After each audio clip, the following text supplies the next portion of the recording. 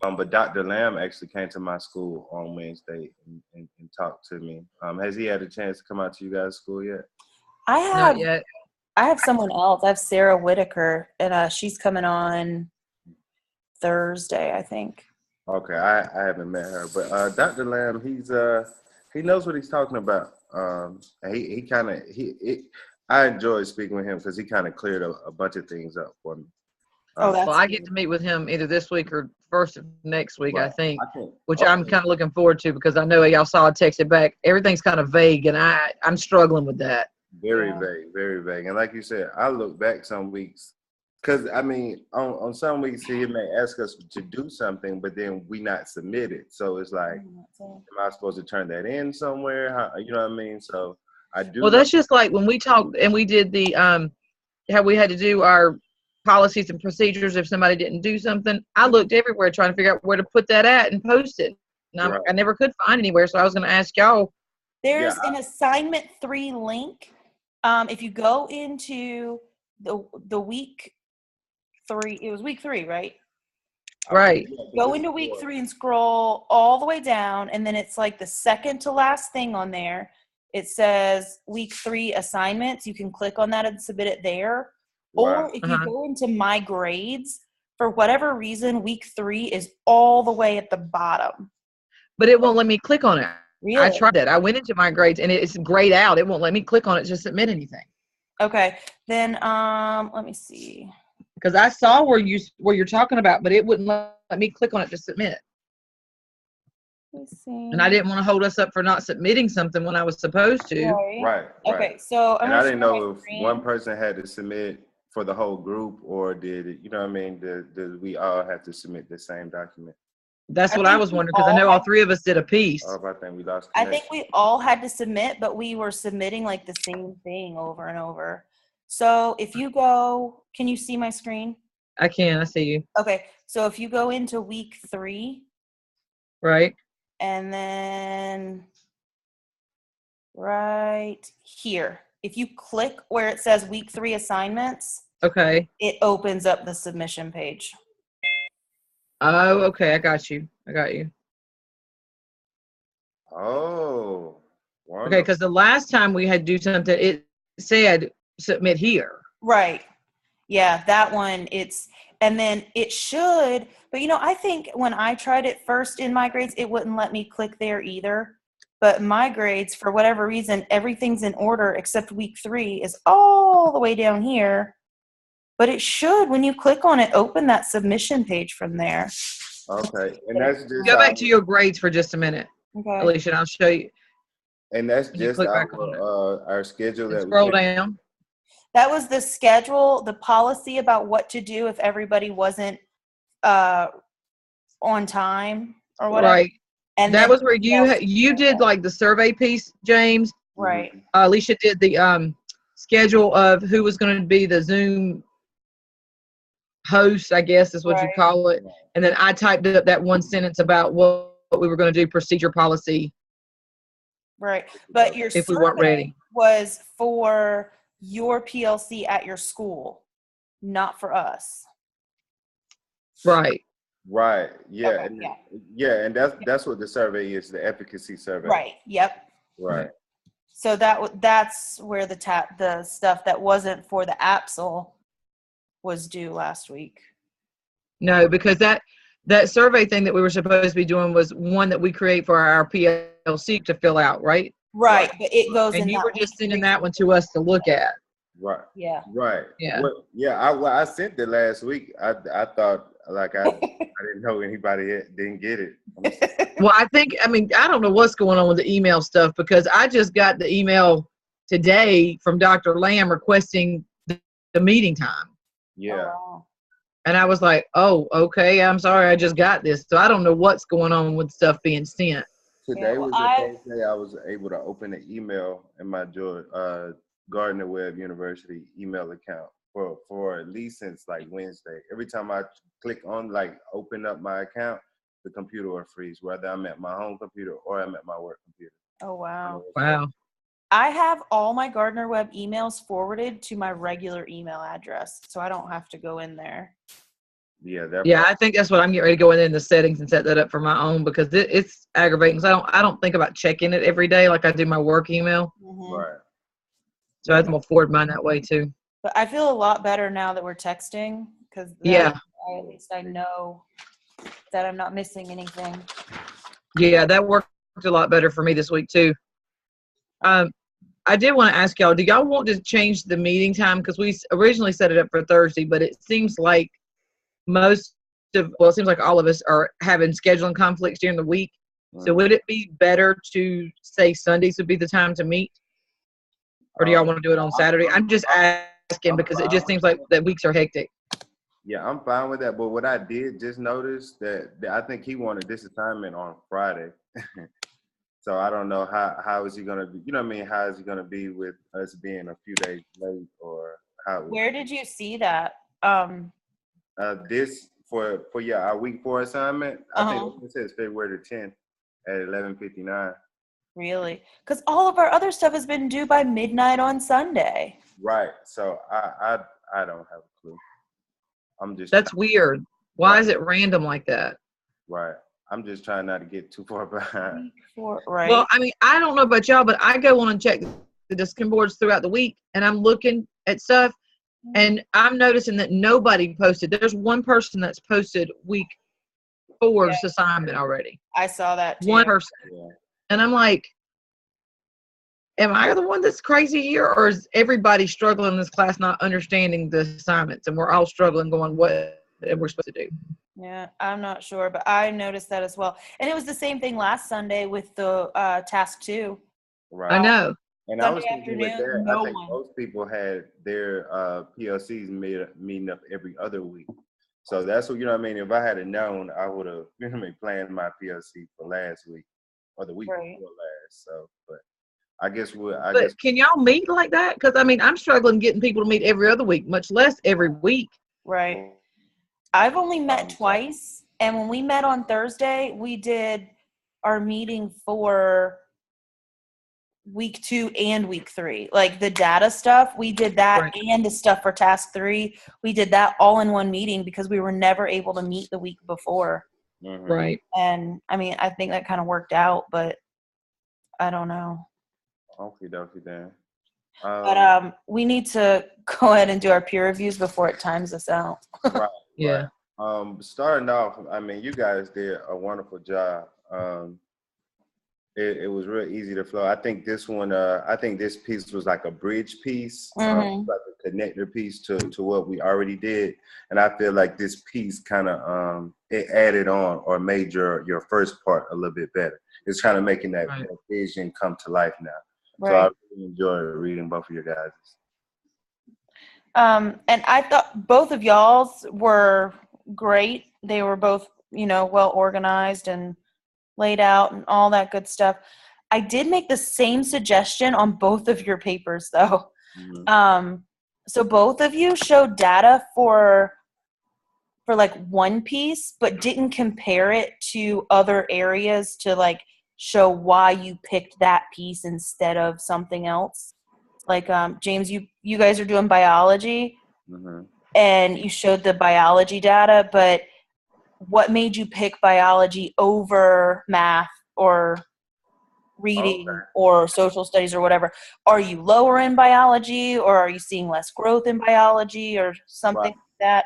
I think if you had a little bit of data from some other subject areas in there, like just showing like, here's all these and we're doing okay there, but we're really struggling in biology. That's why we picked that. Right, and I intentionally, it was just one graph, because biology is our lowest. We had a 32% proficiency in that.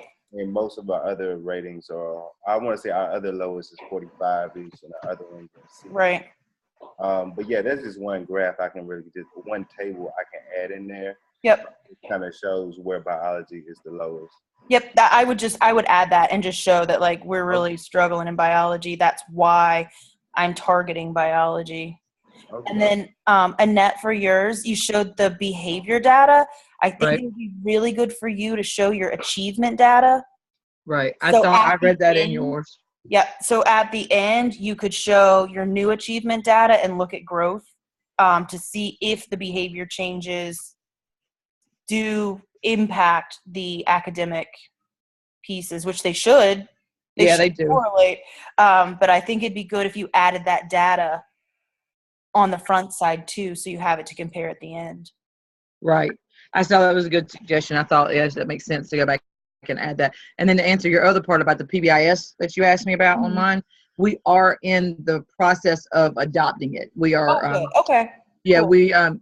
we used to be, and then for whatever reason they threw it out. I Mhm. think it was because they were struggling with it. They didn't exactly know how to do it. Right. And then and now they're coming back, and so we're revamping the matrix, and they're putting Cool. all those Okay. incentives back in place.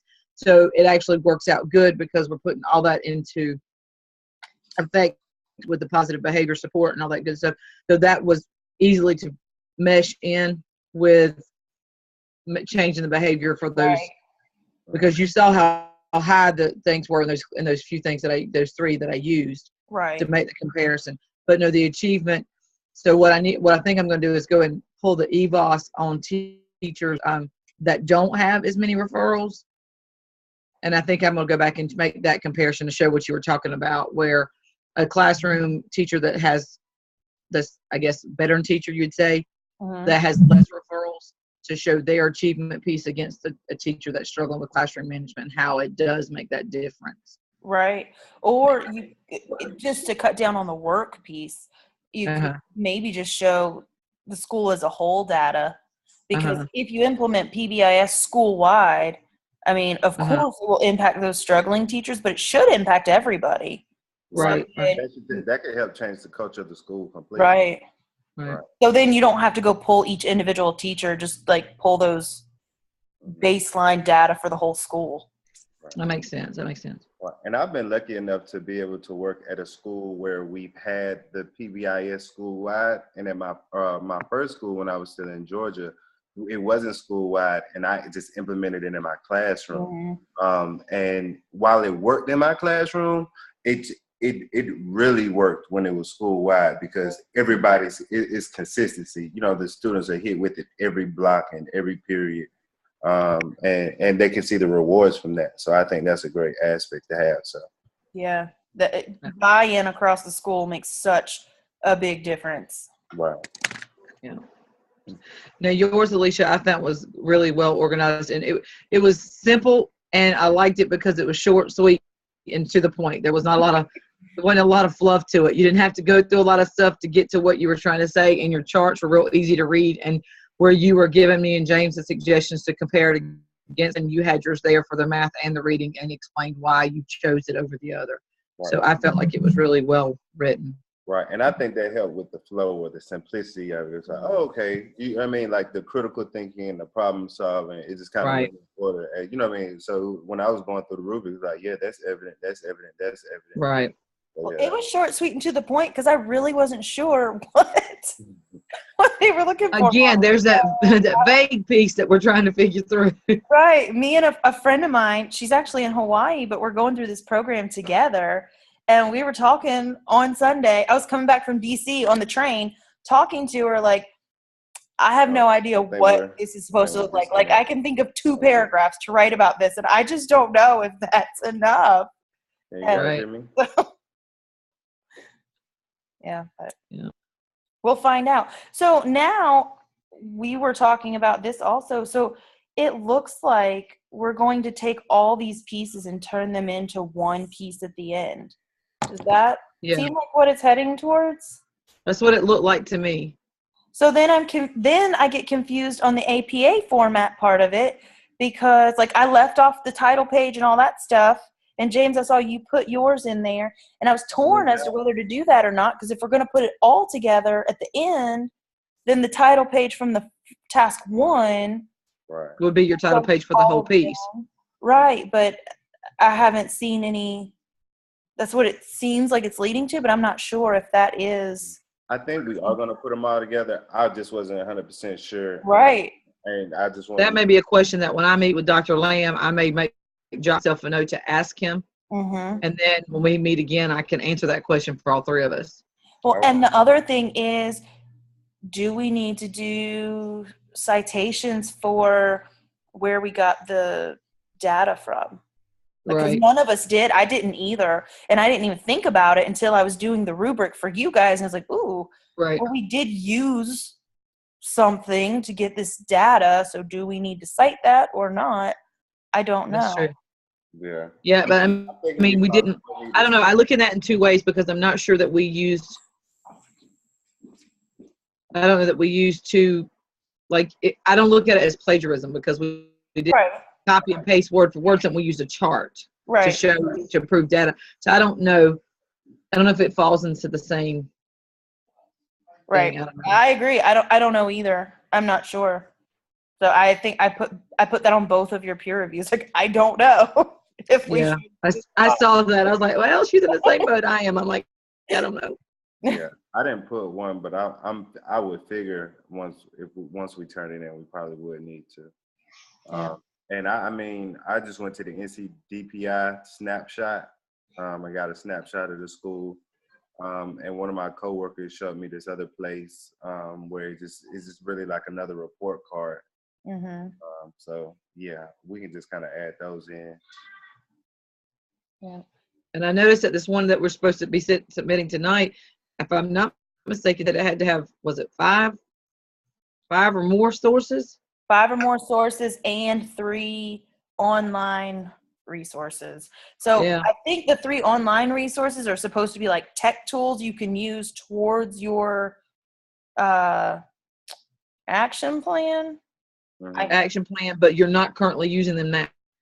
Right. And what we've been doing right this second. So it's got to be something new. Right. So I was like, okay.